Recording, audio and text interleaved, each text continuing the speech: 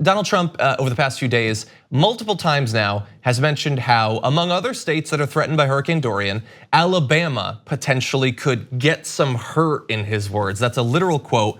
Now, that was not the case. It was not gonna hurt Alabama. And when he was criticized for that, with a meteorologist coming out and saying that this is not gonna happen, don't worry if you're in Alabama, he in fact doubled down, attacking the reporter. He tweeted, "Such a phony hurricane report by lightweight reporter John Carl of ABC World News. I suggested yesterday at FEMA that along with Florida, Georgia, South Carolina, North Carolina, even Alabama could possibly come into play, which was true.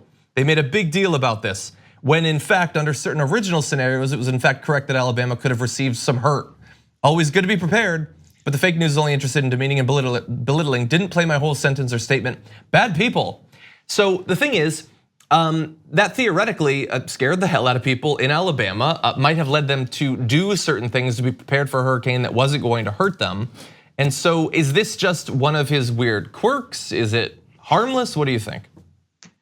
Well, I don't think it's harmless. I think when you have the president spreading misinformation, half-truths, and in some cases conspiracy theories to over 60 million Twitter followers, and then creating like news cycles from every single tweet, that's incredibly dangerous. And when you have him misinforming the public about a natural disaster, one of the biggest hurricanes in modern history, if not ever, this is incredibly dangerous. And like you said, it could have spurred people in Alabama to take precautionary measures. Thankfully, the National Weather Service caught it within 20 minutes and tweeted out a correction.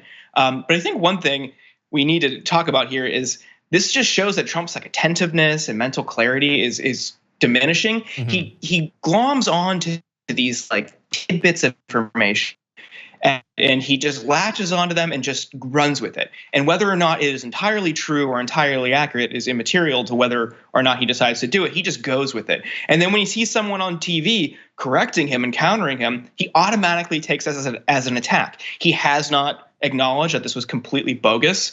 There was no model, at least at the time of where he was when he was making these statements, which it wasn't just one. He relies on this clip issue. Like no one was taking his comments out of context. He said this multiple times throughout the course of Sunday.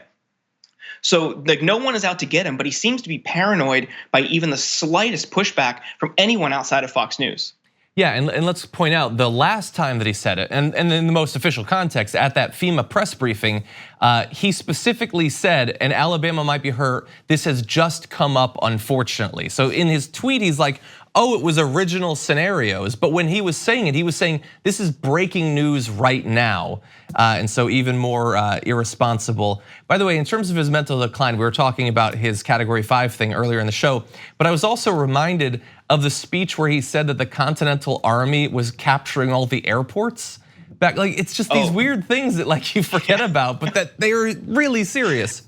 There's just so many, it's hard to keep track. Exactly, and in terms of him leaking things or saying things inaccurately that can have effect, we should also point out, I apologize, I'm not sure if you saw this story, but the satellite photo of Iran that he apparently just willingly declassified for the use of a tweet and perhaps gave information to our adversaries about our satellite network. I don't know if you were familiar with that. I did, and I saw a group of amateurs online figured out which satellite was used to take that picture. So again, there's like no restraint on him or his Twitter feed. You just have the president just tweeting whatever he thinks and sees on TV. What could go wrong, John? Yeah, what could go wrong? Hey, maybe it causes some people to change their plans. Maybe it tanks the stock market. Let's see what happens today in the president's Twitter feed. Jordan Uhl, as always, thank you so much for joining us. Thank you for having me.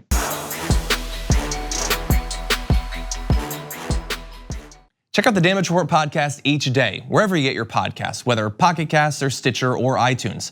You can join me as I give you the news and stories you want, with a range of co-hosts and interview guests jumping in on the fun each day. Again, that's the Damage Report, wherever you get your podcasts. And if you get them at iTunes, don't forget to rate and review. Sometimes I'll read them live on the show.